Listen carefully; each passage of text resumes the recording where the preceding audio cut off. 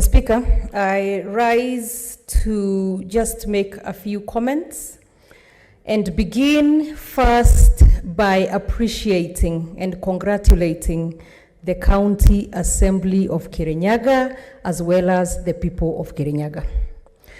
By going through the process in the way that they did, they absolutely did what they are supposed to do, which is a good job in oversight. So, Mr. Speaker, when I sit here and I hear some very condescending remarks directed at members of the county assemblies or MCAs, it's quite disheartening, because I could tell you, having been a speaker myself of a county assembly and sitting where you're sitting over members of the county assembly, and now having been a senator and having been in this house for 2.5 years, I might stand here today and say that the MCAs know better. They know their jobs better at times than the senators in this house. I can tell you, Mr. Speaker, that the MCAs do not hold brief for anybody, but continue to carry out their jobs without fear or favor, something that you could never find in the Senate. Mr. Speaker, back on June 16th, the afternoon of June 16th, as we debated whether to go to plenary or to have a special committee for this agenda, you could have thought that the members here who are speaking as angels were different members when the motion of Governor Waitito was brought. And having heard them speak here today, it's a complete contradiction to what we've seen. So my only hope is that as we go forward, if there are more impeachments, let the House be consistent. Otherwise, the supposed leader of majority on the majority side, coming here to lecture us about what we put on social media and being populist or having honor, unity, and dignity for the House, it's lip service. People are watching what we are doing as a Senate and not what we are saying. And as I conclude, Mr. Speaker, what I said back on June 16th has come to pass. We got a committee that was very good at sanitization services, and they have been able to carry that this afternoon. That has been done. It was predetermined, the die was cast, and I was expecting more different results. As I conclude, the US President Harry Truman. There is a point of order. Mr. Speaker, Senator Kiiga might have her problems with Jubilee, but the senator of West Pokot is the leader of majority. Is not the supposed leader of majority. I don't think it's correct to use such sentiments against colleagues. And Mr. Speaker, since you are here, and we count on you on having order, some people in this Senate are behaving as if they have monopoly on bad manners. We can insult one another if we want. But, Mr. Speaker, we restrain ourselves because the standing orders require us not to behave as if we are on the streets. That's why they're calling standing orders. When somebody stands, they use the standing orders.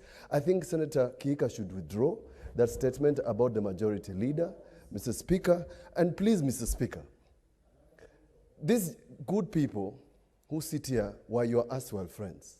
Please don't be too lenient on them. Otherwise, Mr. Speaker,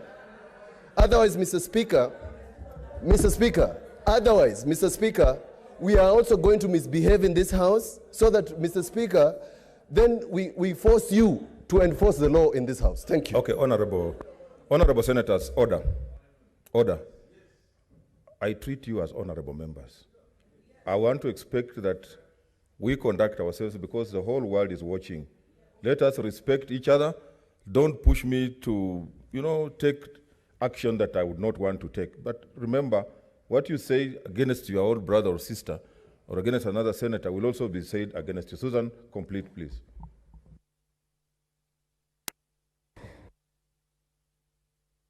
Oh, sorry. Thank you, Mr. Speaker. And I also would want the Speaker to rule or to let the House know whether the new Jubilee member, Senator Mutula Kilonzo, is a whip of the minority party or an additional whip. You are out of order. Your time is up, Senator Susan. You are out of order. Your time is up. Senator Musurube.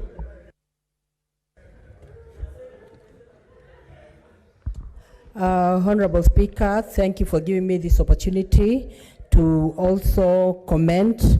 And I want to say, Honorable Speaker, that I would like to congratulate the MCAs of Kirinyaga for coming up with this impeachment. And indeed, they brought to the right house, because the Senate is a house of reason. And I want to really congratulate the team that was set up to handle this matter, because they were very objective in handling the matter. If the team went by media portrayal of the governor, it was very emotive, and if they went by the dictates of the, the MCAs and the people of Kirinyaga, then they would not have done a commendable job. But they stood impartial. They went with the authentic data that they found. They decided to go, evidence-based, and they ensured that they were very impartial in the undertaking. And I want to say, Honorable Speaker, that yes, indeed, MCAs can bring impeachments into this House, but they need to learn from this impeachment process that they must have verifiable reasons that stand the test of time, that even meet the threshold for an impeachment. And going forward, Honorable Speaker, there's need to have a tripartite relationship in terms of, how the MCAs, behave, and their governors, and also the people on the ground. So there's need also for senators to come on board, like Senator Kirinyaga needs to come on board to ensure that there is a cordial relationship in this tripartite relationship for the purpose of development in Kirinyaga. So I want to say, Honorable Speaker, that I thank the 11 team members that did a commendable job, and it is a job that would not have been done in the plenary, because the books were voluminous, the evidence were voluminous, but they did a commendable job. And going forward, we should ensure that we follow the example of the team that committed itself to ensuring justice and impartiality is done in the House of the Senate. Thank you, Honorable Speaker.